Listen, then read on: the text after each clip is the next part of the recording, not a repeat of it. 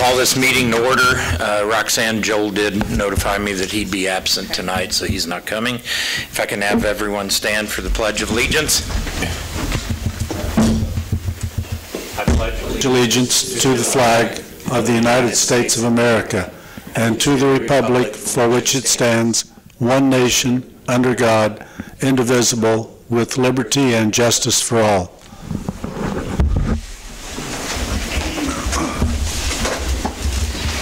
Has everyone had a chance to review the agenda? Make a motion to approve the consent agenda. We have a motion and second. All in favor, aye? Aye. Aye. Anyone opposed? Motion. To approve the agenda, not just the consent agenda. Whatever. Okay. All right, public comments. Is anybody here to make public comment? If not, I won't read the disclaimer. No public comments? All right. Moving on to the consent agenda. I do see a change in the minutes on page 2. I think former Mayor John Wells, the first sentence, second line, I think he would appreciate his gender being a him and not a her. I caught that when I reviewed. He can question you why it didn't get changed. Anybody else have anything after reviewing the consent agenda? If not, can we have a motion? I make a motion to approve the consent agenda with the correction on the minutes. Second. Motion and second. All in favor, aye? Aye. Opposed? Motion carries.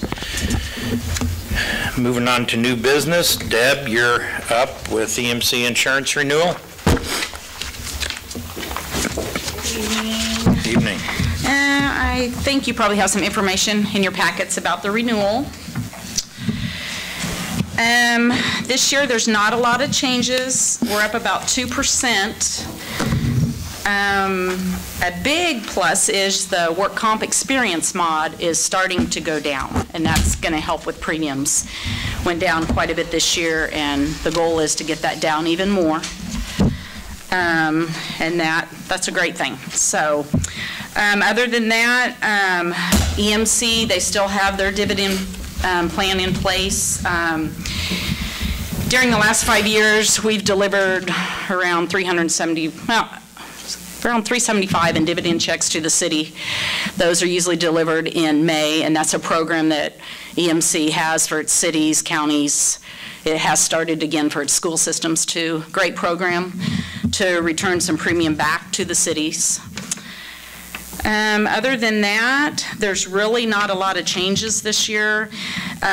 We did have to increase some property values this year to keep up with replacement costs, so we don't have any problems there. You did make some changes to power plant, added some new equipment in that, so we had to make some changes to the commercial output program. Other than that, really, there's not a lot of changes. So, anybody have any questions? So the changes that we did make are what constitute the 2% increase? Well, yeah, the building increases. Anytime we increase a building, there's premium there. Also, when you add autos, make changes during the policy period, which there were some of those, you didn't pay the full term premium on it during the current term, so those, we have to figure that for the next year. And then, basically, those were the main changes.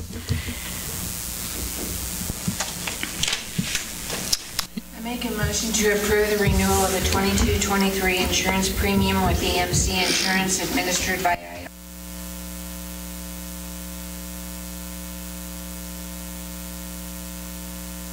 Motion and second. All in favor, aye? Aye. Opposed? Thanks, Deb. Appreciate Always you guys. Appreciate it. Thank you. Next on the agenda, we've got a request from Qualcomm. Good evening. My name's Eric Vogel with Qualcomm Communications. This is Zach back here. Zach Perry's our president. I'll just launch into a quick little history of Qualcomm for those that aren't familiar with us. We were founded right here in Iola in 2010. as a merger between two smaller ISPs, and instead of competing, decided to just work together to build service out to Allen County. In the last 12 years, we've expanded that from Allen County. Now we service over 50 counties in Kansas, Nebraska, and Missouri, and just a little bit of service down in Oklahoma. That we'll be expanding that further. So we've grown that to most of eastern Kansas, and then we run from Missouri over to Dodge City with our wireless network. So we've really been able to move that forward and had great success in Kansas. In 2017, we recognized the need to diversify into fiber optic, fiber to the home, fiber to the business, to the premise. And since 2017, we've built out fiber to the home in Osawatomie, Greeley, Garnett, Gas City, about half of Iola, as we'll see later. And then we're currently working on building out to Thayer, Altoona, and Fredonia, Kansas. So that's been a huge leap for us to get into that broadband or that medium. We feel like that's the wave of the future. It brings long-term, reliable broadband to eastern Kansas. So that is kind of just a brief history of us. A lot of those cities I mentioned earlier that we're doing partnership projects with, those are partnership projects with those cities and entities. So that's kind of what brings us here tonight. As we've been talking to other counties and surrounding areas, we're doing, trying to come in and partner with communities to bring this to the community quicker. QuickCom is asking for a partnership project with the city of Iola, and what our proposal is, there's a map there in your packet, I believe. That shows you what we have currently built out in Iola in blue. Our proposal is to finish the rest of town in a partnership with the city, and so that's the areas in orange that you see there. The total cost to do that is $640,070.05. We propose to do that on a 50%, 50-50 grant partnership with the city. So, some important, I think, things to note. So I used the term partnership, right? It's pretty clear what QuickCom gets out of the deal. We get assistance to build out fiber, but the question comes up in all of these, what does the city of Iola get out of this? What's the benefit to the city? There's two categories here. I think there's tangible benefits and there's intangible benefits. I'll start on the tangible ones because those are easy, just money back in the city's pocket. So QuickCom currently pays the city a franchise fee for every customer that we hook up. I believe that's $2.50. That's what comes to mind. So that is, we do that currently today on our existing infrastructure. If you look down in here, you'll see our estimated franchise fee if we build the rest of this area and only half the people sign up for the service. That puts $28,320 back in the city's pocket every year. And that is from now until QuickCom is no more. There's no need for internet, right? That doesn't stop in any, that goes on continually. If you add that to what we're already paying, or what we've already built, and let's just say we had the whole city completed, that is an estimated franchise payment on only half the customer, or half the citizens signing up, of $37,500. So that's, you can easily see, that's, if you look at that as a loan, that would be about a 10-year payoff, give or take. So, right then and there, that sees that you can see that that's a fairly quick payoff in terms of loans. But it doesn't stop there. You continue to get that payment after the 10 years, right? As well as, or in addition to that, we would also pay a yearly fee to be on your city poles. We estimate that, depending on the number of poles that we use, to be somewhere between $7,000 and $10,000 a year back in the city's pocket. As we were having discussions with different entities within the city, it became clear that, maybe we can do more. So we worked a deal, worked out a proposal to as we're building past city facilities, to interconnect those city facilities with a layer 2 internet connection. Think of it just like running an Ethernet cable between buildings, which can be used for many different things.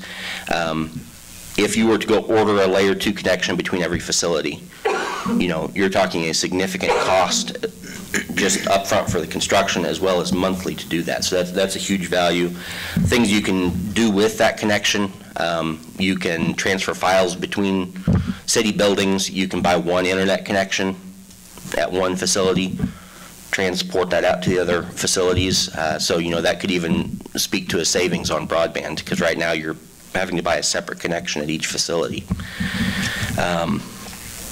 And the facilities that we have in here is City Hall, Code Enforcement, Fire Department, Critical Response 911, which is, we understand, is a county facility, but if there's any need for police department to interface there, we threw that in.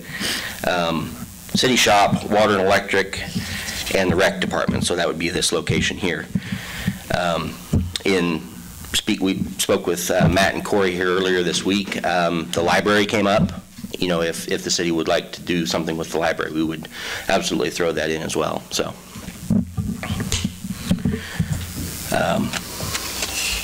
and that pretty much covers it. The intangibles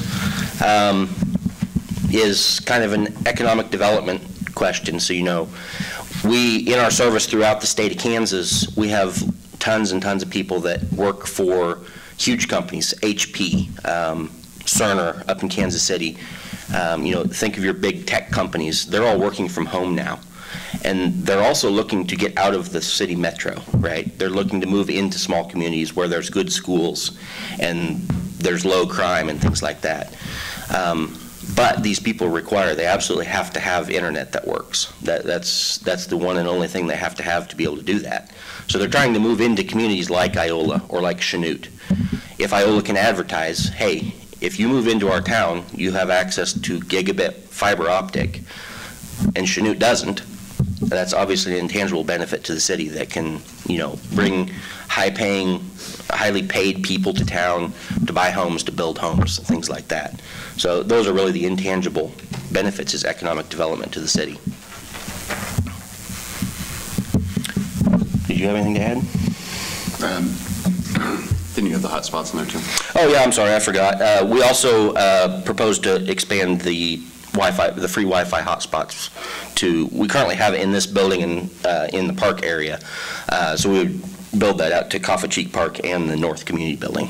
So that's a quick, easy thing we can do to add further benefit. So. I had another question for you. Yeah, go for it. I know that as QuickCom expand, excuse me. As QuickCom expands, all of your business is shipped through your warehouse here in Iola, correct? Yes. So Iola actually gets sales tax on the equipment that's purchased through QuickCom as well? Absolutely.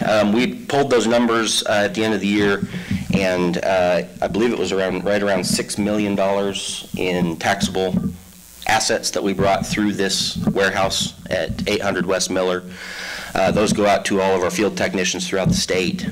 Some of that equipment will go to Dodge City, Kansas, but it's all taxable income that the city gets 1% of.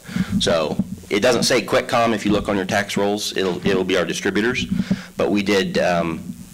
You should have seen $60,000 in sales tax revenue from our company existing here. So, as well as all the jobs that we hire. We're at about 80 employees right now. I think we figure about 40 of those are local.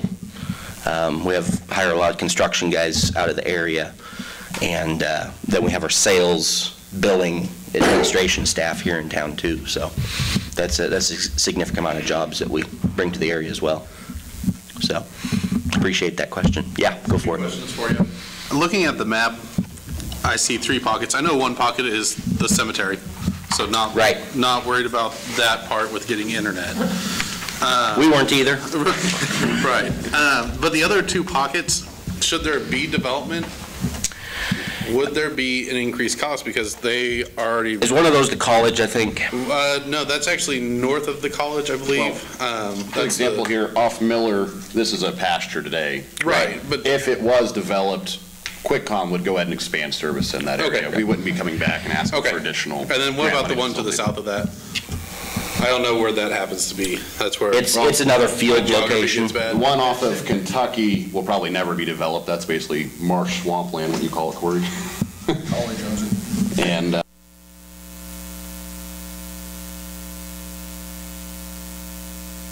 It's a good question, and this has come up before, so I appreciate you asking that. This infrastructure that we're putting in is designed to be scalable. And a good example of that is we've been asked a couple times, why don't we draw anything in down around gates, things like that. We would consider those things build to request, and we would just go build those things on our own dime. We wouldn't expect the city to, go build a bunch of infrastructure down across the river that may or may not sign up. So that's kind of these areas here, and let's say somebody comes in and does build a bunch of houses. We're committed to expanding that, and those small things are easily done. So we would take on those commitments to those areas. So, yep. About service. If we were to have City Hall as the main hub with what you're talking about with the L2, what's the impact of service to the other buildings? Is there any impact that's going to be expected, or it's going to be whether I'm at water and electric, or if I'm at City Hall, I'm not going to experience any differences? Well, it depends on the level of service that you purchase. So our proposal is to provide the layer 2, and you can do whatever you want with that. If you can buy internet from us, you could buy a big pipe at City Hall from us, and that really just depends on, do you buy a big enough package to be able to cover all the facilities or not, right?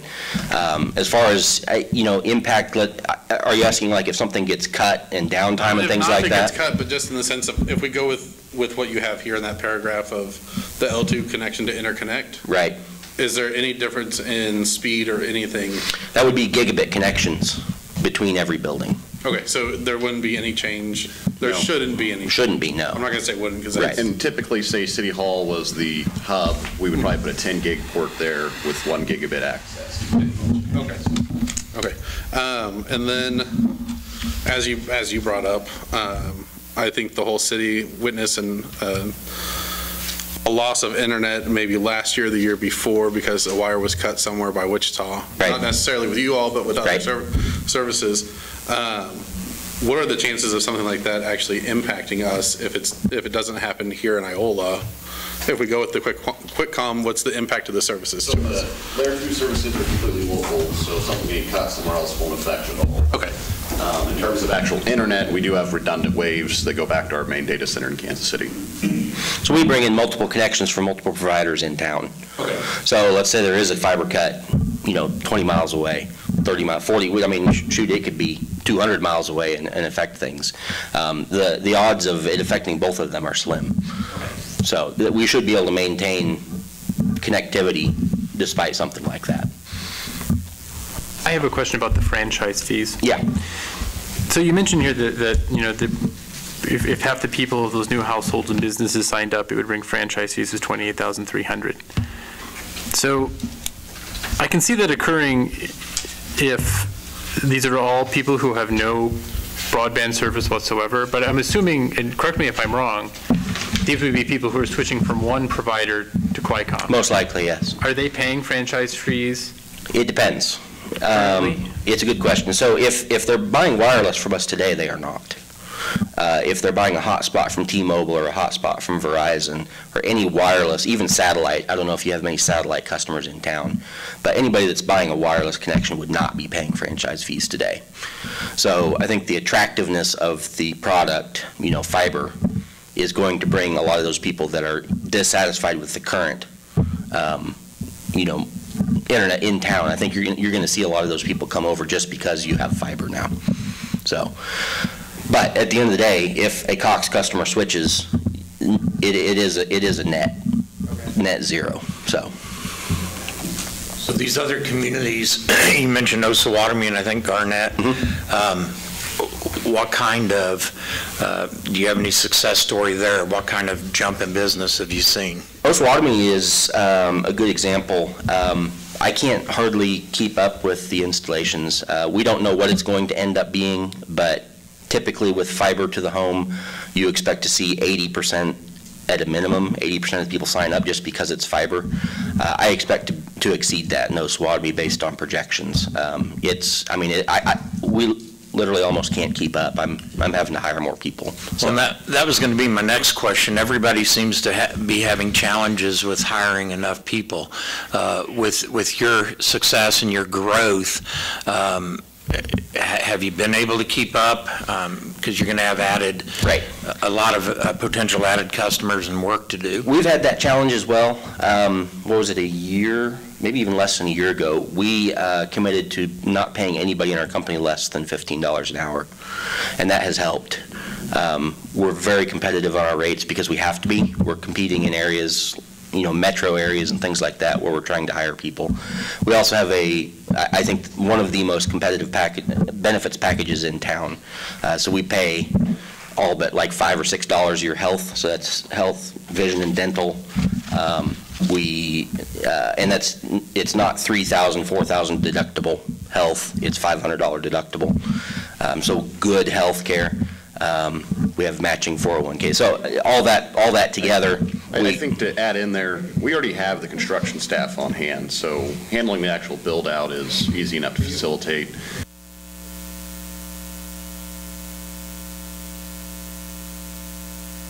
You have to hire 4 people to find one, but we've generally been able to fill them. Are your new customers, are they self-set up, or do you have techs that go in and set it up? Techs go in and set it up. Yep. It's full service. We put the router in and help you connect your devices and make sure you understand how everything runs before we leave. So, another question I'd like to ask is, I don't know what anyone's wishes are here today, but should the council decide not to take the risk, do you guys have an interest in going ahead and building out Iola regardless? I think we would eventually build Iola. Obviously, there is several of these projects going on around the state. Maybe a year, maybe 10 years before we actually get back to it. Especially right now, there is so much, and what prompted this whole discussion late last year was American Rescue Plan funds.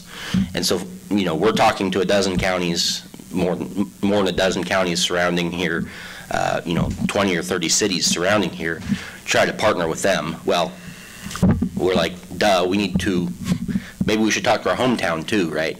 So that's why we're here to begin with, is just the massive amount of dollars that are out there to expand broadband. And so we're so busy trying to keep up with that, but we don't want to forget about Iola, because Iola's been good to us. And something we've done different here than other communities is we're wanting to chip in the 50%. We're only looking for a match on the grant, which is doing. Now, I understand that if I'm not wrong, and I probably will botch this trying to describe it or say it, you guys have applied for grants in the past, and is that what you did the partial build out with in Iola? No, that's all funded out of pocket. Okay. Tell me why, because I believe there may be some grant money available. Why is that not sought after? So Iola doesn't fit the bill for a lot of the grant money that's out there for broadband today. Most of it is completely unserved. And that's a qualifying factor to be underserved? And that's per state of Kansas and FCC mapping services. Most of the grants today are focusing on very, very small towns with little to no internet, period. Like Hamilton, Kansas would be an example of that, or a Quinamo. Right. Iola, I think, is tough to say it's underserved between us here and Cox here and things like that. I think you will, in our research, in our market research, and the people we talk to every day, the citizens of the city, I think there's a need for more reliable internet. I think that's there. But it's not going to be a huge focus of most of your grant money for a while. Where's your fiber optic coming from, 169?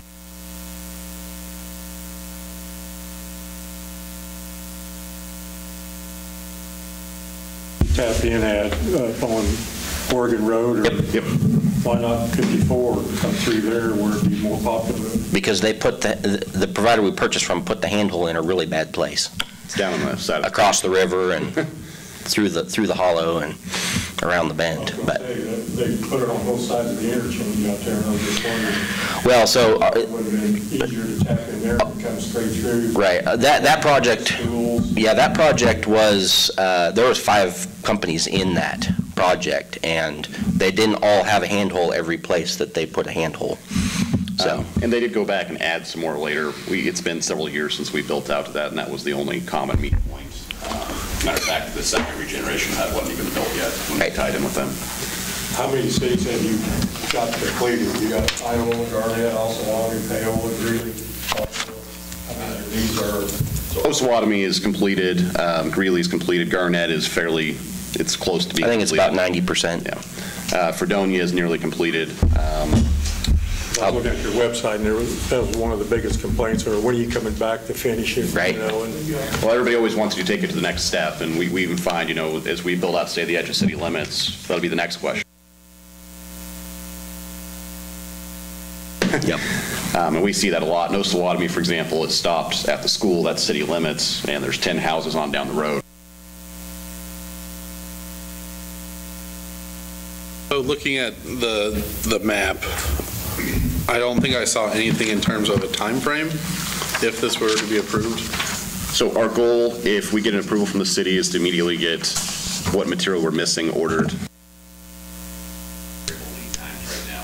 Our staff has been very good about finding material, but we have hit up on some vendors where they're saying 12 to 18 months. We've generally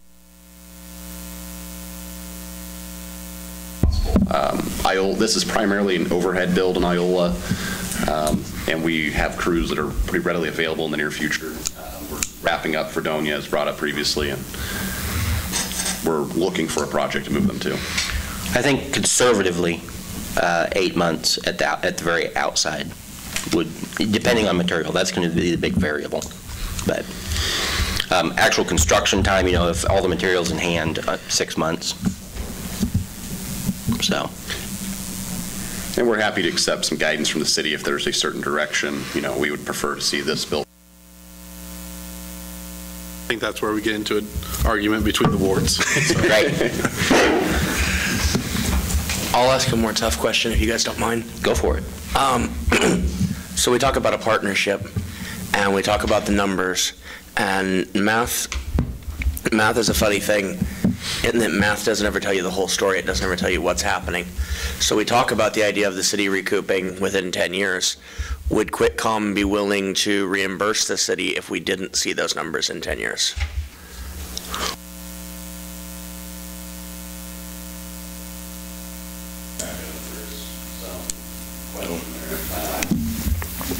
Well, and let me circle around just a little bit. I think you're recouping immediately with the L2. Now, I understand the city isn't going out and taking bids for an L2 connection right now. I understand that. You know, don't even know that you want one until, you know, you're told you can get one, right? But I think that value alone pays for the project. So, you know, you can come at it from that direction too, is all I'm saying. I think something that's important to remember, you know, internet, as we've learned in the last 2 years now, has become an extremely, extremely important asset to have. Not that fall behind, and they'll continue to fall behind. Most of the communities that have partnered with us is because they're looking at how do we be a viable community moving.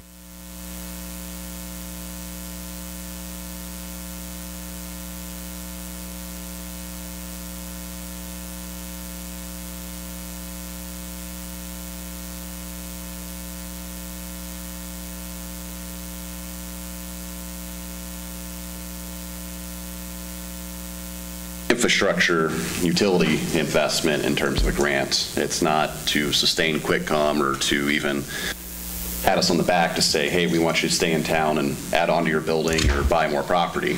This is expanding critical infrastructure in Iola, Kansas. I'm assuming that the areas that you extended fiber to before was determined by some market analysis? No, actually, we started with the underground work, and we completed all the underground work. The only thing aerial in Iola that exists is a little. Had intentions to go further. We did not get there, and It might sound selfish, but I've built my neighborhood first. And that's an important point. QuickCom has already undertaken the most absolutely expensive part of this, doing the entire city. That's the part where you put it in underground. So I expect the areas in blue, based on past projects and things like that, I think that's probably over $1 million just to do what we've already done. The cost per foot to drill fiber is substantially higher than hanging it on poles. Right. So, sorry, this was probably discussed at the very beginning, and I've lost track of it in my head from all the numbers and everything. The $640,070.05, is that what you're asking the city for? No, that's the entire project. We're asking for half, so we're asking for $320,000, $320,035. So if the city doesn't give you this money, this project isn't dead in the water for you? Not sure when we'll pursue it would be the real question. When we'll be able to. I mean, we're going to be so busy, this year, this spring. We're at a point, a lot of cities are seeking and a lot of counties are seeking the same type of project, and for us to not pursue those before investing additional money out of our pocket in other communities. So.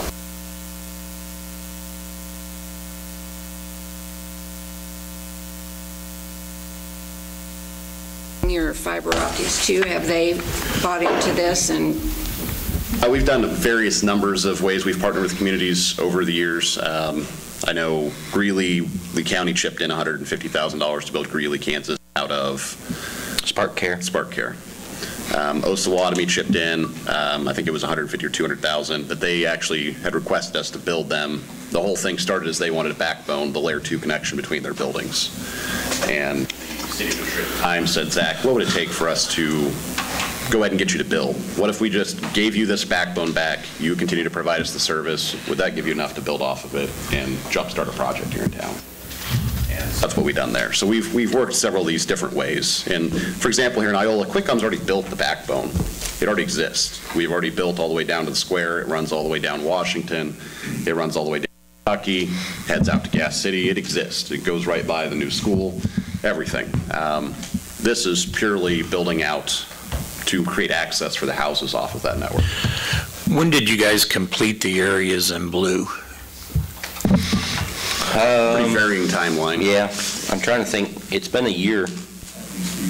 No. Yeah. How many potential customer units are in the blue area? In the blue area, I'm going to go off memory here. It's very low, which also makes it very expensive per house. I'm going to say it was in the low 500s. And everything in orange, and I apologize, I didn't say that earlier. We're talking about connecting right around 1,782 homes in orange, so a lot bigger impact. Sure. But to date, out of the area that has QuickCom, how many new clients have you received? Do you know how many you're serving in this area? About 50% take rate. Yeah. Okay. I did hear from someone the other day that they really liked the idea of fiber optic and they wanted to go with QuickCom, but it was the trouble finding you guys. So what's your, I mean, we see ads on TV all the time, Cox. How does Iola know that you guys are there other than they see you putting it in? Well, we do market social media. We did some print advertising here. I can tell you that in like a month,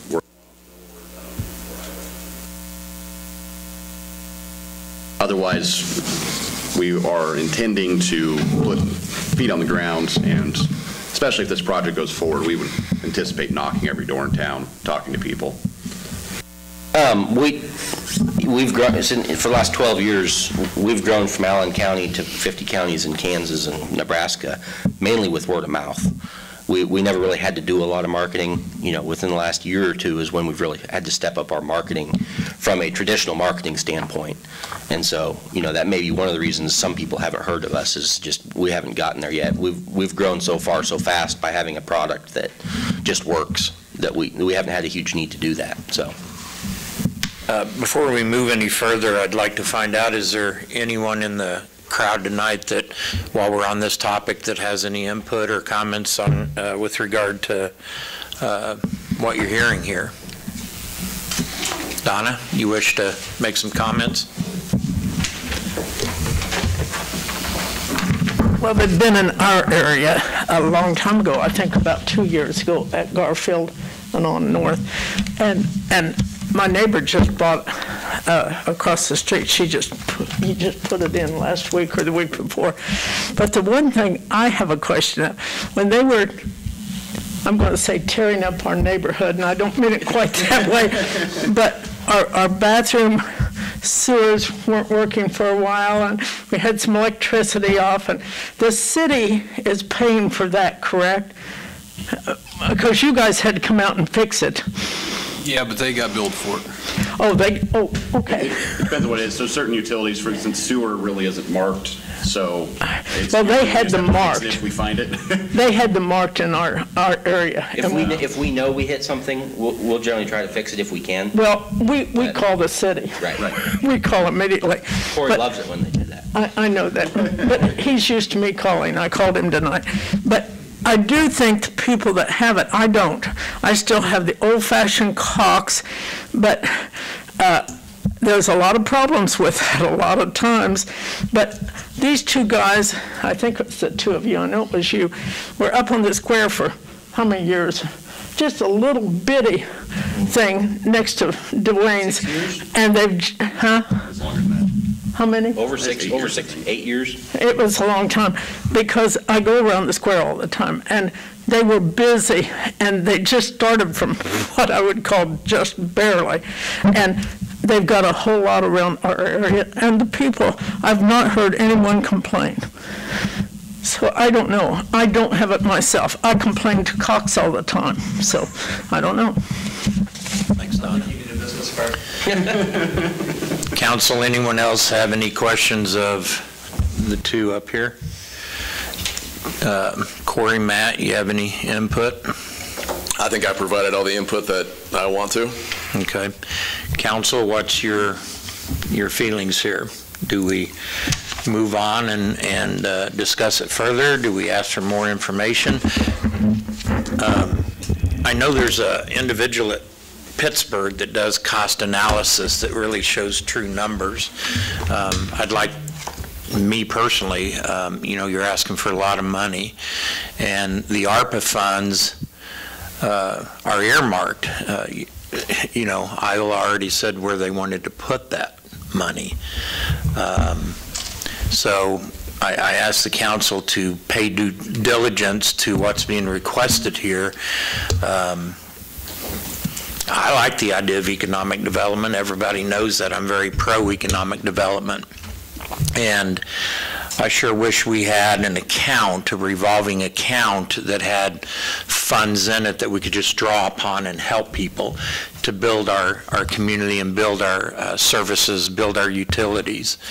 We don't have that, so you'll need to think about your motion you might make if we go forward, or whatever direction you give council to think about where those funds might come from if that's your choice.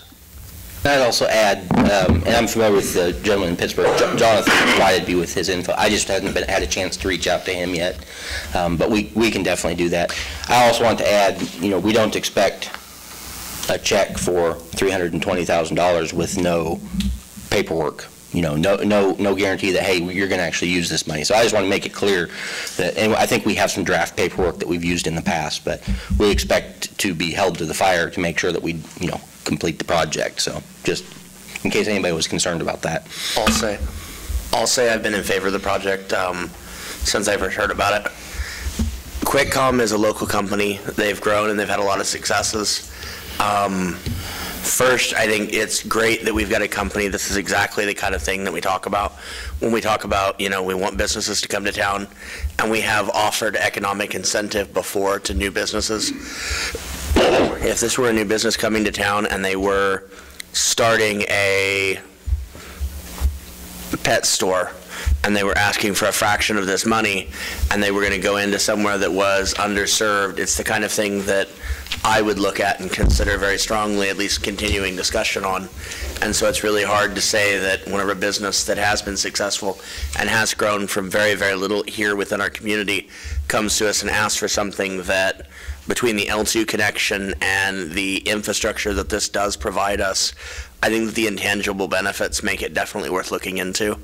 In addition to the idea that I think that anytime we can better serve the community with reliable internet, especially whenever it comes to education, especially whenever it comes to the parks that they're going to provide free Wi-Fi in, I think that it creates a resource within the community that not only can we proposition in the future, but it gives us the opportunity to grow vital pieces of ourselves and enrich the lives of our citizens. Steve, can I jump in here with one thing? If it is funded, we will use ARPA funds. So whatever projects we have from ARPA funds will just be less. Well, whatever amount, if any amount, is approved would come from the ARPA funds. Can I speak? Okay. Sure. It's not that, I mean, I think it's a great thing. I have some concerns. One is giving this amount of money to a private company. I think that maybe is setting a precedent for us. I'm not sure that we want to do that. My second thing is I would have to have the contract say that if we're not paid back in that, I mean, we have to be paid back in that amount of time, or there's a repercussion. I mean, and I hate to take away any money from all those sewer projects because our sewers are in bad shape. Well, I think QuickCom has done a great job in expanding your company, and we certainly appreciate the work that you have done, especially since you're a hometown company. I guess the challenge I see is if the city contracts with an entity to do work, it has to be an open competition. There has to be a bid process. Otherwise, it becomes more or less a donation to an individual company, even if we do establish some kind of a contract. So at the present time, we don't have a policy that dictates terms. So you're one company. I mean, we could have another company come with another product seeking also a sum of money to help them grow and expand. I mean, we have provided funds to industrial companies that have come, but we have not partnered, to my knowledge, with any company just seeking to expand. So that would be my challenge, is that we don't have currently a policy, a way of dealing with this type of agreement. I believe the ARPA funds already have that pretty well dictated out in them. Okay, well, aside from ARPA funds, just as a normal course of business. So that would be my reservation, is having an agreement without competition for the product. Now, I guess the question I would have, what is the difference between any for-profit industrial company and any for-profit utility company? Industrial versus utility. Utility is generally a monopoly. So, I mean, if we opened up a bid to any company that would provide a fiber to the home, then we could look at the different bids from the companies that would provide a bid. Which I would encourage, if the council wants to put out an RFP for it, I would encourage it. I can promise you there's not a company that would build for what we're asking for. I mean, the city of Chanute spent $20 million and can't even service a quarter of their town. Yeah, so that would be the challenge, is that if we wanted to move ahead with that, then we would have to open up an RFP or... And we're open to that. Like Zach said, we're talking to probably 24 counties in eastern Kansas, and time after time after time, when we go in and we make presentations, well, this project's going to be $700,000. Oh, wow. The last company that was here said there's going to be $2.4 million. I see that everywhere we go. One of the reasons we're able to do these projects so efficiently is because we hire our own people to do it. We're not using contractors. So if that's the way the city needs to go, we welcome it because we know we're going to beat any other competitor because we do this all over Kansas. Kim, if you don't mind, just my response to, why would we give a private business money? There's dozens of other cities in eastern Kansas that are looking to do it. So why wouldn't Iola? Why wouldn't Iola try to attract an infrastructure that most other communities in the surrounding area are trying to do? So, that's my answer. It is, I understand. I understand. So that would be Where's it my, going to come from? Right. I know it's going to come from ARPA, but I don't know. I'm not trying to downplay your concerns. Your concerns are definitely legitimate, and Iola is maybe in a different position in other communities. But that's all I'm saying is we are being attracted by most of the surrounding counties to try to do projects there. So that would be my concern. If there was a majority of the council that wanted to move ahead with an agreement of this nature, that we would have to develop some type of a policy that would deal with this proposal and any other proposal from another company, whereby we would partner or offer any sort of funding. Right. And so that would be my suggestion, is that we have a process in place right now to try to develop some of these policies, but we don't have anything that would deal with this proposal in a way that would be fair to any company that would come and offer a similar product. Now, I do know is that Sprint or AT&T does have a small section of fiber optic in town, maybe State Farm's on it. Not to the home. They have. No, some businesses. Right, some businesses, yeah. They have fiber backbone through town. Right. But just knowing that, since there is a company here, are we required, Matt, to get an RFP on things like this? Sorry, can you repeat that? Well, there is another company with a small market here. They're up around, I think, State Farm. A few others have Cox has it. fiber backbone as well, just. So in terms of getting an RFP, no. If we're going to entertain this, are we required? Because, RFP, we're not purchasing anything there. Do we have a franchise with? Yeah. No, with Cox? What AT&T company? or Sprint? Yeah. Sprint. Yes, T-Mobile. yes, and we do have one with AT&T. Yeah. Essentially, if they want to utilize any of our infrastructure, they have to get a franchise agreement with us. And that's something that comes before this body.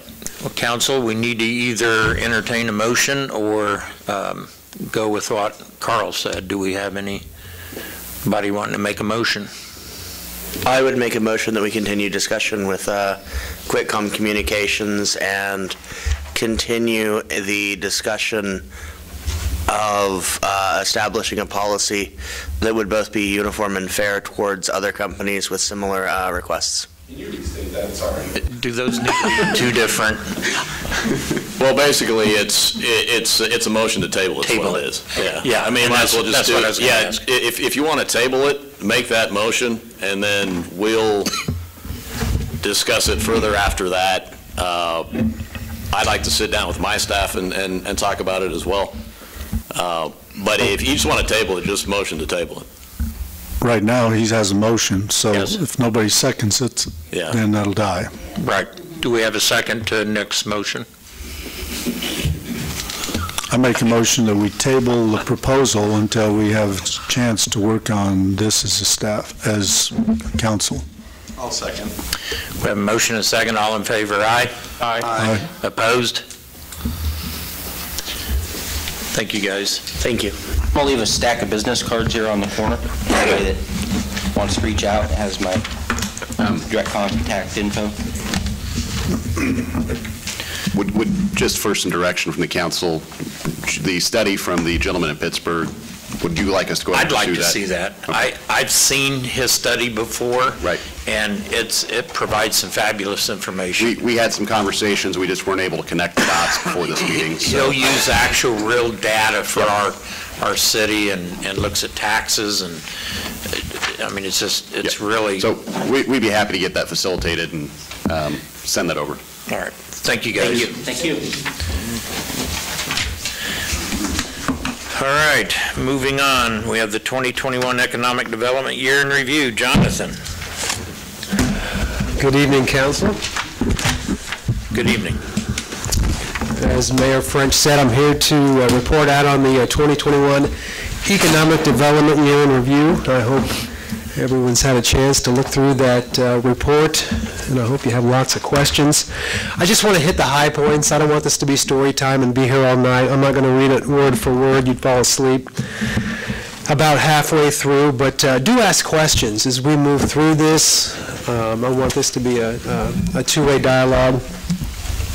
As you well know, Thrive Allen County has been contracted to provide economic development services to communities throughout Allen County, and that is funded by the City of Iola, Iola Industries, and Allen County, and also the City of Humboldt. That contract began in 2013, and it was a contract of about $40,000. That was reworked in 2016, and it jumped to $60,000 with Iola, Allen County, Iola Industries all chipping in $20,000 equally. And then in 2021, Humboldt joined the crew and decided to fund $10,000 for economic development. Now, we do have an Economic Development Advisory Council that's made up of representatives from each of those entities. And for the City of Iola, Mayor French and Corey Shinstock attend those meetings and advise out. And really what they do is act as a sounding board for ideas and proposals. So what does that $70,000 cover? Well, that is covering the director's salary for economic development, benefits. That covers any kind of travel, professional development, and, you know, if there is any money left over, benefits, and any money that can be given to a project if it's available. So that's what that $70,000 covers. We do want to think about, you know, potentially new funders in 2022. Are there other communities that we'd like to see contribute, you know, across Allen County? And that's something we're working on now. Thrive does produce each month a report, and that is given to Iola Industries. That's reported out, and that advisory council, and that highlights the work that we're doing in Allen County and Iola and its communities. And I do want to emphasize, I believe council sees those reports. Those reports are confidential, so please, I can't stress it enough, don't share what you see in those reports because, you know, confidentiality is so critical. So I started in this role in 2020. That was June, and COVID had just started and just ramped up.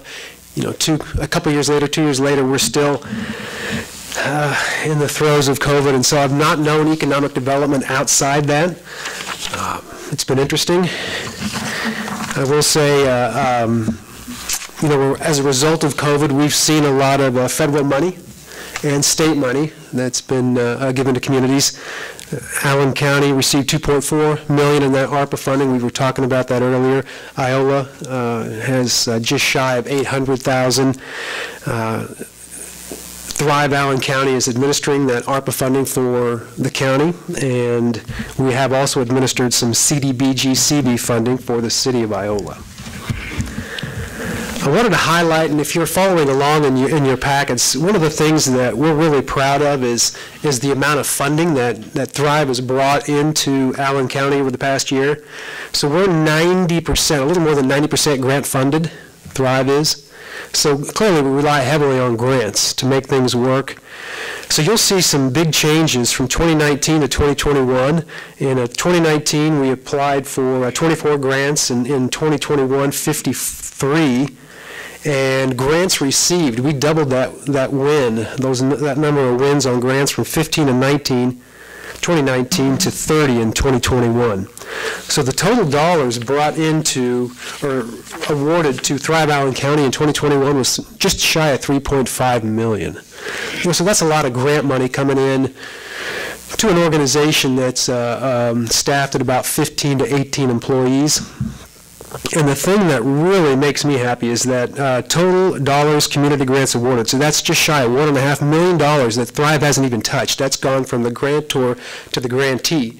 That's money that didn't even pass through Thrive Allen County and went straight to the recipient. And I'll talk about it in a bit, but the fire truck project, the CDBG, is one of those where that money just went directly to the city of Iola for that project. Looking at local analysis, we began a partnership in 2021 with Atlas Community Studios. They're a creative placemaking agency. It's a fancy word for a community development organization. So we're working on them through a USDA grant to do three things. One, create a countywide housing study for Allen County. Two, create a economic development plan for Allen County. And third, we're looking at building revitalization, and specifically we're looking at that Yoakum Funeral Home, which we call the Thrive Annex. We're trying to determine what it is specifically we want to do with that long term. On the local workforce side of things, unemployment right now in Allen County is at 2.2%. One of the things that we're hearing most often from our businesses is the fact that finding workers is really challenging, and that's happening all across the board. That's happening from our biggest employers to, our small retailers, restaurants, and other businesses. So one of the ways we look to help our industries and businesses is through the commissioning of a labor study. So Next Move Group just finished a labor study for Allen County in December. That will be reported out on sometime first quarter, and that's going to be shared with our large employers. And then at some point, too, we want to have that shared out to the general public so people can hear the results on that. And really what a labor study does is it reports out on the health and well-being of your labor force. It looks at this particular report, and the Advisory Council heard this report just last week. So that reports out on what it looks like for businesses that are paying low, medium, and high wages, and how big a area they can attract from. So it looks at that labor shed, that labor pool. It looks at the opportunities in our labor force, where we're strong, where we're not. It looks at trends and what industries are really trending and what aren't. And it looks at how we compare as a labor force to national trends. So again, we look forward to getting that in the hands of the public here in the coming months. Business incentives, the council created a incentives subcommittee just last year, and that subcommittee is made up of a handful of council members and city staff. And so we've had a lot of conversations about what incentives look like, what should they look like, what are our communities in southeast Kansas and statewide doing as far as incentives are concerned. And it's our hope at some point to have that more well-defined and then report out to the city on what that should look like. I'll touch just real quickly on the airport because it does attract a lot of attention. We've focused quite a bit on the airport this past year. We learned from KDOT that Allen County's airport generates just shy of $768,000 annually to Allen County, which is really tremendous. And that benefits our communities. That benefits Iola, it benefits Humboldt, and our communities east. The county currently is working on a update to its airport layout plan, which is basically a blueprint for what exists at the airport now as far as facilities and assets are concerned, and what kind of development it wants to seek in the future. That is updated every 10 years. That gets heavy FAA involvement. It's expensive to do. It's covered 90% by the feds and 10% by the local entity, in which in this case will be Allen County. I got a question here on the Allen County Airport, the annual revenue that you report there. Is that based on fuel sales, hangar rental, or how do they estimate the annual impact on the county? That does include fuel sales and hangar. I could report out on that at another time. I could get you the specifics on that, Carl, what exactly that entails. Thank you. In that KDOT report.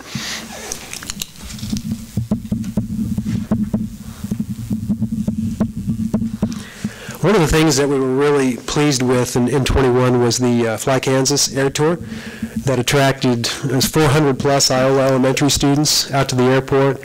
20-plus aircraft came in for the day, and really, it was a party out at the airport, and was well received. And we hope to do that again in the future and attract that event back to Allen County. And it might be something that we even make an annual event outside the state. As far as our industries are concerned, we saw Russell Stover and Gates hire new plant managers. Peerless Products is on tap to have its best January ever as a business.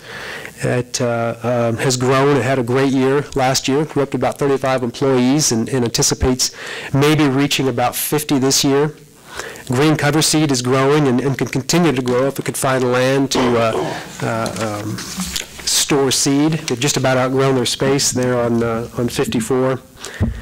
Sonic Equipment felt the pains of COVID as much as anyone, being in the film industry, but they've rebounded and are strong. And we continue to seek new businesses and opportunities. As we're looking at restaurants, retail, we do keep an eye on large industry and see those RFPs come across and what's out there and pursue when it makes sense. And then we move to housing. I say this often. It's a topic I've talked about every day since I started. It's a real concern in Allen County, and it's a concern in Kansas and statewide. But we do have a lot of things that are happening, and things are looking encouraging on that front. One, as I mentioned, the housing study. We've got the Atlas Community Studios housing study, which will identify Allen County's needs. There's the Kansas Housing Resources Corporation, published its statewide assessment that was sanctioned by Commerce. That's available now. It was just finished last year. There's some great data in there. Allen County won the Moderate Income Housing Grant, one of those grants, through the Kansas Housing Resources Corporation. That was a $50,000 grant, and we're looking at purchasing infill lots and getting those in the hands of builders to get up some single-family homes, maybe duplexes, whatever makes sense. And that'd be in Iola, that would be in Humboldt, that could be in La Harpe, it would be in our communities countywide. There was a Historic Economic Asset Lifeline program, that HEAL grant, that just came out late last year. That was put on by Commerce, or made available by Commerce, that provided matching funds for downtown buildings, for their revitalization. We had a handful of businesses or building owners apply, but nobody from Iola received any of that funding. I anticipate it'll be back in 22 as a popular program, and so we hope to get some more businesses or building owners applying for that. There's the Ark Haven conversation. We've talked a lot about that. That's a unique opportunity for Iola to really identify and an opportunity to meet some of those housing needs that we've talked about with our factories. It'll benefit our factories and industries immensely. I know council will be chewing on that in the weeks to come. And there's the Iola elementary schools. Those will be up for sale. They're up for school district's looking for proposals right now, and that closes at the end of this month. And that could also be a unique solution for solving some of our housing struggles in Iola. There's Cedar Brook Phase 3. We've talked about that up there on the north part of town. That phase has been platted. I know we've had conversations with the city about infrastructure, and so we need to get infrastructure up there, and we're talking about ways to make that happen. I had a conversation with a developer today who is very interested in that, and at some point wants to come down to Iola to talk about that and what that might look like. We might be able to use a Commerce program, Rural Housing Incentive District, to make that happen. So look for that in 2022. And then there's that empty building ordinance. We had a discussion in our incentives subcommittee about this ordinance that the city of Emporia created that addresses residential and commercial buildings and how to get those back into productive use. And so that's something that council may have an opportunity to act upon at some point. Community development, I mentioned earlier the fire truck, and that CDBG win was fantastic, and that fire truck is being produced right now. I think we'll have it in, 15, 16 months, not soon enough probably. But that's coming. We are looking for other opportunities to apply for CDBG funding from the state to address needs in Iola and Allen County. I listed entrepreneurship on here. That's an effort that we really started in 21, just looking to create a economic or an entrepreneurial ecosystem in Iola, a place where persons wanting to start businesses and solve challenges in the community have a place to do so, and have resources to do so, and backing.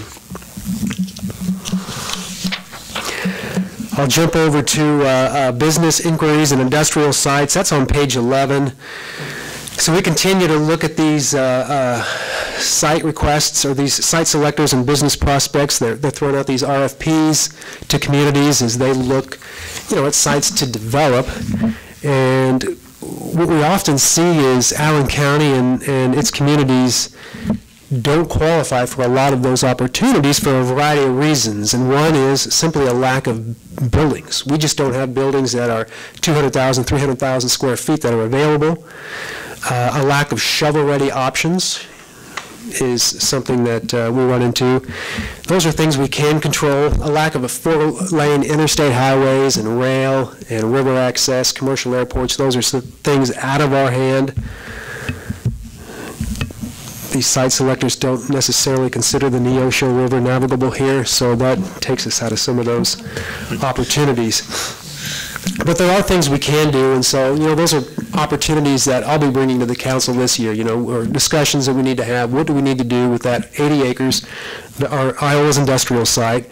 We're in the process of getting that on the state's certified sites list, and so that tells developers that that site is shovel-ready, so they could come in and, if there's not a building there, at least build one. The roads are in place, all the utilities are in place, and a business could hit the ground running. Employer and community outreach. So we created a business retention and expansion program.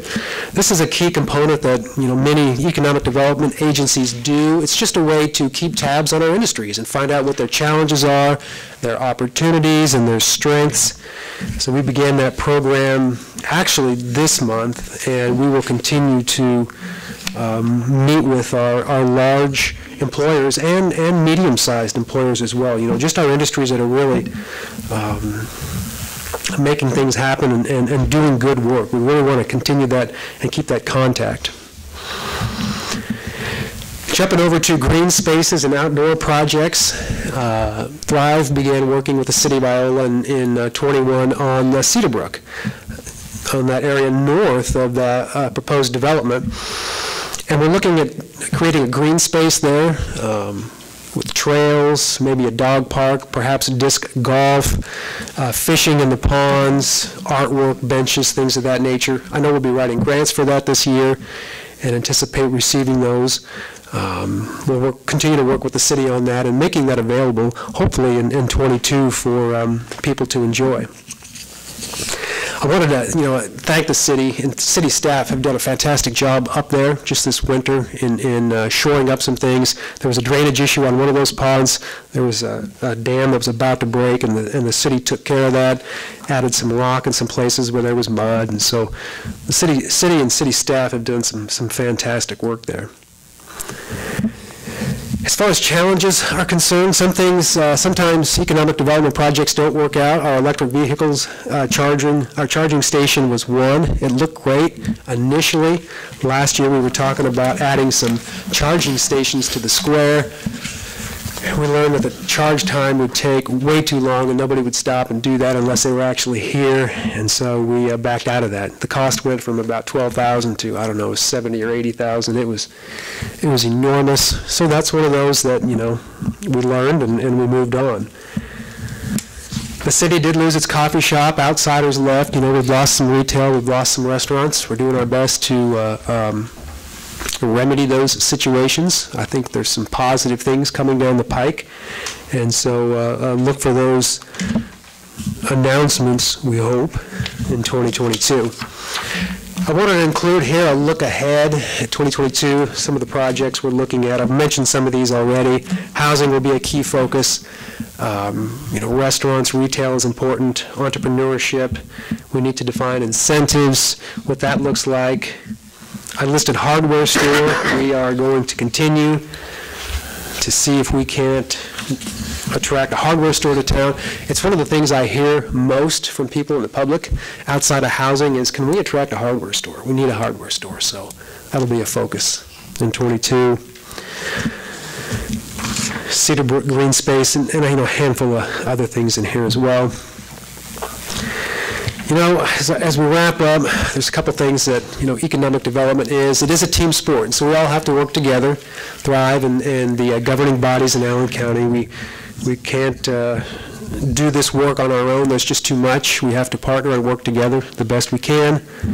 And economic development is a long game, and these things take time. These projects take time. I feel like in 22 we've laid some pretty good groundwork for some successes in 22 that will become apparent or not, as we move forward. But I'm optimistic, and I think that's key. I think you have to be optimistic in this game.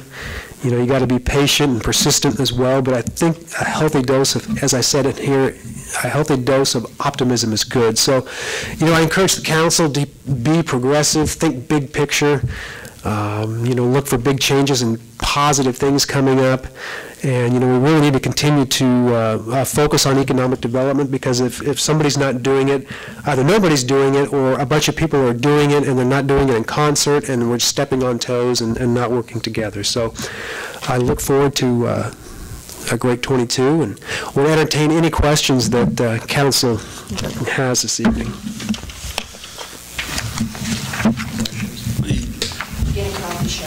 That's not a question, that's a comment. I've got a few comments also. I think you talked about who all plays a part in the Eco-Devo group countywide. Is it possible to expand to the other communities? Because I think, us being successful is great for the other communities here within Allen County. And so if we bring them to the table, they might not be able to provide as much support, but I think their voice is just as important.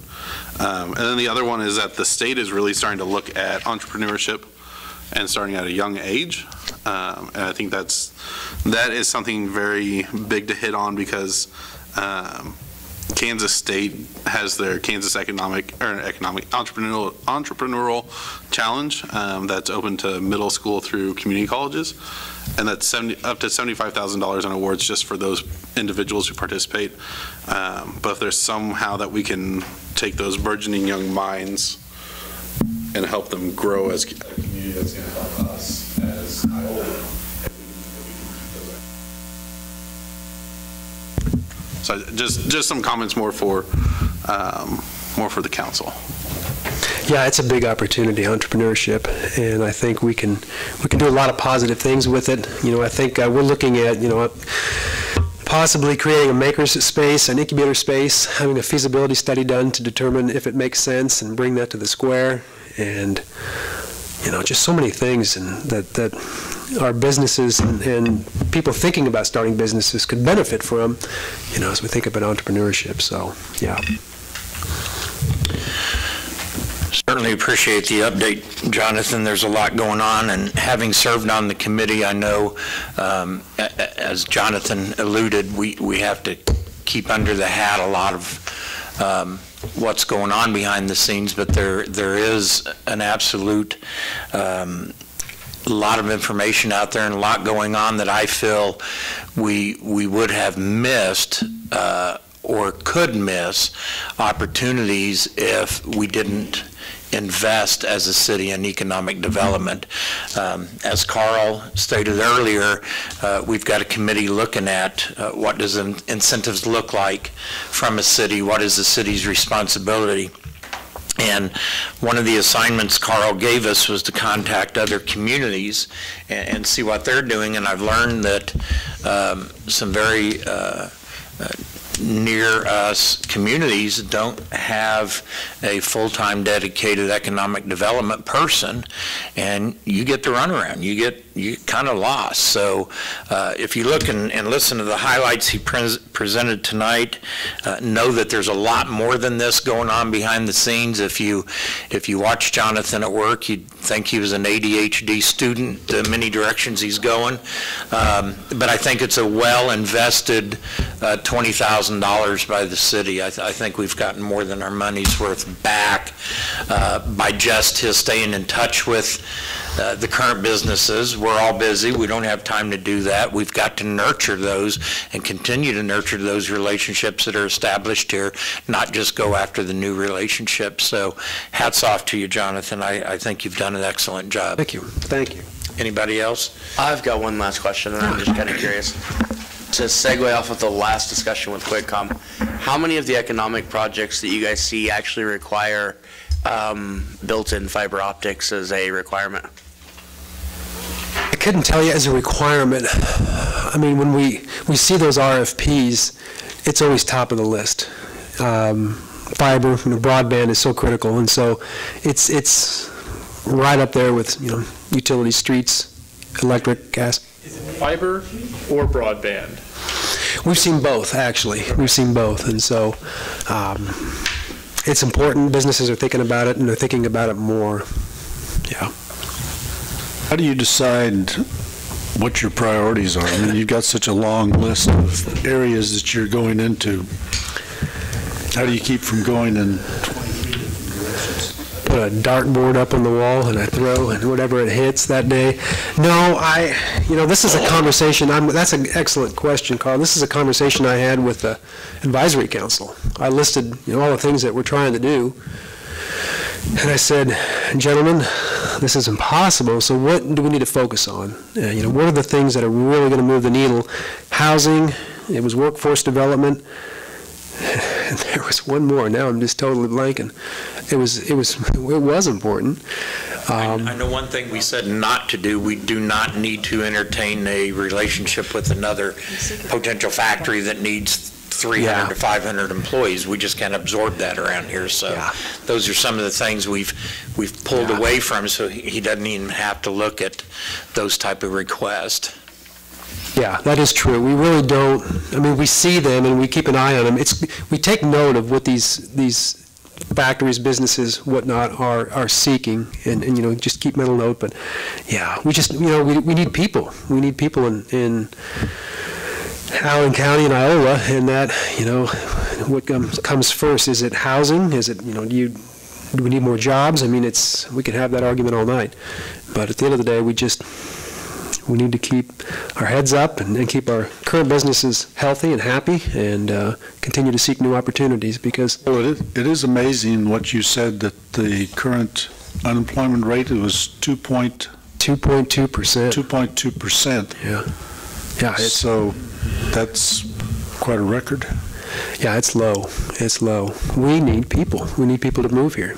Isn't this a problem in all the southeast Kansas state? We're competing against Fort Scott, Pittsburgh, all of them are asking for people. They are. And so we need to think regionally too. We need to think about how we can partner with Neosho County, Bourbon County, our neighbors to the south. And east and west and north, we're stronger together. And, we're going to compete, but we can attract, for housing, for example, I think if we can figure out a way to partner with our neighbors, we have that economy of scale, and then we can be attractive to a builder and a developer. Is that because all the census where all the counties lost? In Johnson County, those, they grew. Some of them were double-digit growth, but here we lost 5-6%. And all the other counties had lost 5%. It's real important on that note that we take note of that, and we do what we can as citizens here to keep our community healthy. And you know, for years you've heard buy local, shop local, and that's not more true now than ever. You know, it's so easy to get on Amazon and buy stuff, and that's tax dollars lost out of our community. And you mentioned Fort Scott. Fort Scott's seeing more and more an exodus of people, and what's hurting them is not a hospital there. And so keeping our hospital in mind when you decide where you want to go and obtain health care. So it's all a trickle-down effect that we can either start addressing these things and become more vibrant and healthy and progressive, or we can continue and just be stagnant and continue to drop off like other communities have, and I hope to sustain that and not lose anymore. Well, I think it helps to have a strong infrastructure, and the fact that we're building new schools is an investment in the community that speaks very well for the community. Good point. I have a question. So it looks like we invested $20,000 into the economic development program and got $930,000 back for that investment, which seems like a pretty good return on our investment. So I get that a lot of the money that these grants were one-time economic stimulus type grants. So I have two questions, I guess. One is, what do you see the outlook for 22 and the follow-up question I would have with that is, if we were to invest more money in economic development, how would that be used and how can that help us? Well, the answer to your first question, you know, predicting the success rate on grants is so difficult. We do have a fantastic grant writing team. Our deputy director, Jessica Thompson, is really talented at what she does. We just hired 2 more grant writers. And, you know, some of this money has allowed us to do that. We increased our staff from 11 in the beginning of 21 to, as I mentioned, I think we're at 18 now. So we're able to, you know, address some of those needs. We have bigger and better goals in 22 as far as grants are concerned. So we're going to increase the number of grants, you know, that we chase and look at even, you know, increasing that budget. But again, it's just so hard to predict. It's tough. I know we'll pursue more CDBG opportunities. That's going to be critical. As far as funding is concerned, there are many answers to that. One, increased funding ensures that, you know, you have somebody in this position, and it makes sure that this position is attractive to somebody. Say I wasn't here and Thrive was looking to hire somebody. You know, a $45,000, $50,000 salary is not going to attract anybody from outside Allen County. Now, if you get up into, you know, we could talk a lot about numbers, but you get up, you double that or so, now you're going to start attracting, you know, talent. 2, it would allow Thrive, it would allow Thrive to put economic development dollars into projects without having to come to the city constantly to beg for money, going to the county constantly to beg for money, on things like the labor study, for example. You know, the Iola helped fund that, and that was fantastic. Allen County did. Evergy also threw money in the hat for that. That's something that we could just do, you know, and not have to continually come to our governing bodies for money, which I know you get tired of hearing us asking for money, and I know the county gets tired of us asking for money, but that's the way we get things done, and that's the way we have to do them. So that would be beneficial. Those are the two main reasons why additional funding would help. And it just, you know, again, it creates that budget we can work with. Professional development is key. You know, you just have to constantly stay ahead of all the new things that are out there in economic development, at the local level, state level, and at the Fed level. Yeah. Anything further? Thank you, Jonathan, for your time and for coming. We'll move on to council and administrator reports. Nick, we'll put you on the hot spot first. It's been a while. First, I'll apologize to everybody for missing the last couple of meetings. Life's kind of got hectic, and with illness, it's kind of easier to shy on the side of not coming than it is to come and share with everybody. Second, I think that 2022 is going to be a great year. I think we've got a lot of stuff going on. I'm really excited to see what we as a council move forward and the growth and progress that Allen County is going to have, and Iola more especially, and just want to really wish everybody the very best in 2022. I know that we've had some setbacks, we've had some loss, but the best thing that we can do is be optimistic about what tomorrow brings and one foot in front of the other. Earl? I have on my calendar a Economic Development Committee meeting for tomorrow evening. Do you still have that on your calendar, Matt? You just reminded me of it, yeah. So we had 4 members on the committee, mayor, myself, Nick and it was Jean. And Jean, yeah. So who is interested in, we had 4 members that were put on this committee. And It's up to your, that's I one of will your be able things. to attend tomorrow's meeting. So do you want to select someone else to start participating on this? Well, let's ask, does anyone want to volunteer to attend this? If not, we can. We might just I'm meet with, interested in, I have another board meeting tomorrow night. I'm seeing other boards on the side. you're dividing your time already. Okay, how many would be available to meet tomorrow at 5:30? So that's 3 of us. Yeah, I mean, put it on another day if he can come. I'll tell you what, let's move the location to Rookies and I'll buy the first round. Let's go ahead and meet tomorrow at 5:30, and I'll get with you separately if you'd like to meet and see when else you would be available. Okay. I think we've been doing 5, yeah. 5 o'clock? Yeah, just do 5. Okay, 5 o'clock at City Hall. I was interested in setting up a work session to go over issues. I know you met independently or individually with each of the new council members. Is anyone else interested in having a work session to go over the priorities that we have for this year, including capital improvement?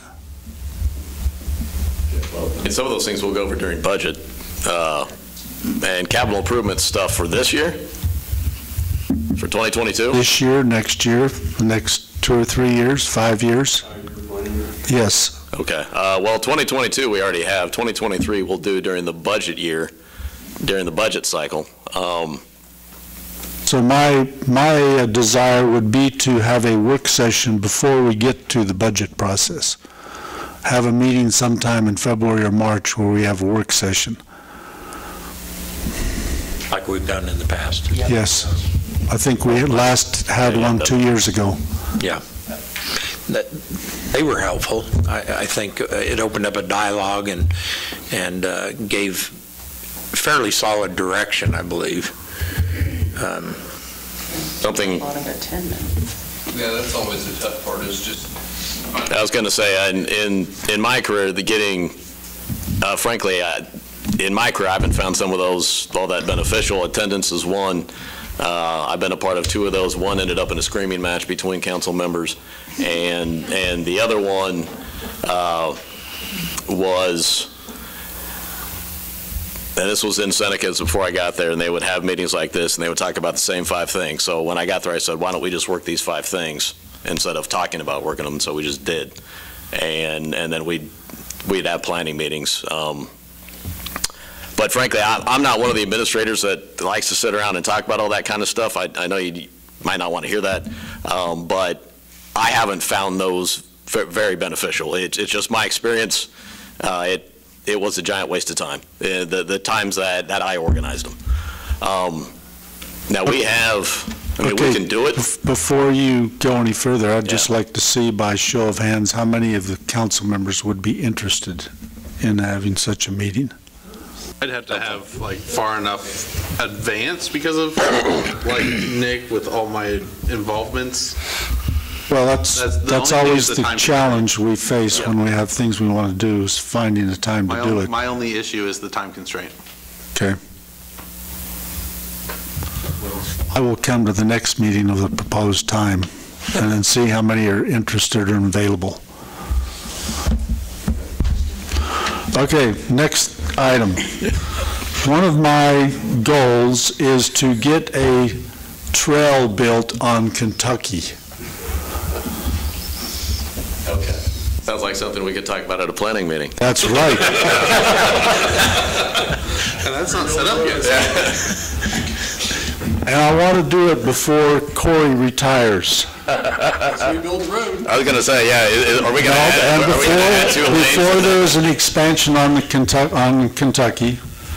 So just keep that in mind, that I'm very interested in getting a trail built on the west side of Kentucky. Do it Kentucky, State Street, Kentucky.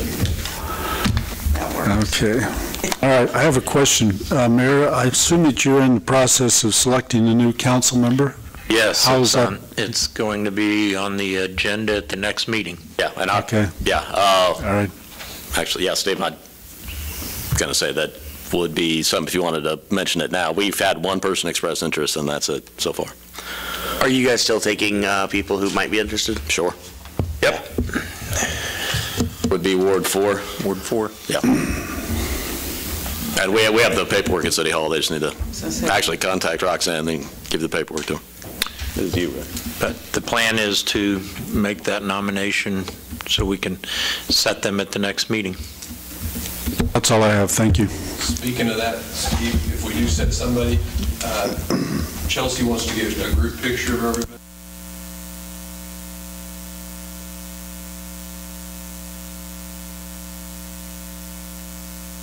Thank you. Cancel it again. I only put on a suit one time a year. That was last time, dude.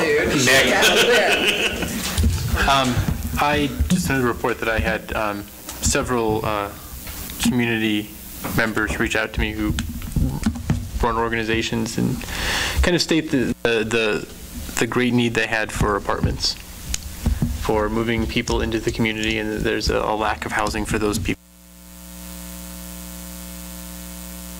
Apartment units in the community. Anything else? No, that's all. Thank you. Mark? Nothing? Josiah? I'm going to try not to make any of my reports complaints. I had a question, and it comes, I've got two different things. One is Small Creek. Is that, I just lost the word for it. It's a WPA project. Okay.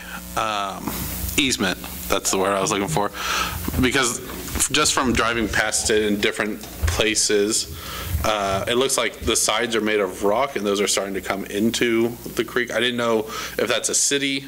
Yeah, it is. Okay. We, and I don't know the numbers, but we budget to get new riprap. Okay. And essentially for us, we look at it like you did. If we see a spot that needs to be replaced, we do it. Okay. And then the other one was, and it kind of ties into the planning and zoning committee, very loosely, I guess. The neighborhood revitalization program. Do we do much in terms of marketing for that, or? Anyone that comes in to get a building permit is advised of it. Okay. And jump in if I get this wrong. It is well utilized amongst. Yeah. Okay. And it's a hell of a deal. We let people know that rebate on the increase in the property taxes. Okay. We found that was our best way of getting it advertised. Okay. Because they have to get a permit to do the type of build that would qualify for it. Right. And all that stuff's in the code office. Greg handles that. It's part of the process. They get a building permit. Greg does a good job with that. Okay, I just didn't know if we were voicing it to people. Yeah, sure. That's it? Kim? I'm also had a lot of people tell me that they're in support of the apartments. We need more. So that's it. Corey, you have anything? No, sir. Matt? Nope, covered mine. Mine was talk about this spot, so I'm good, sir. All right.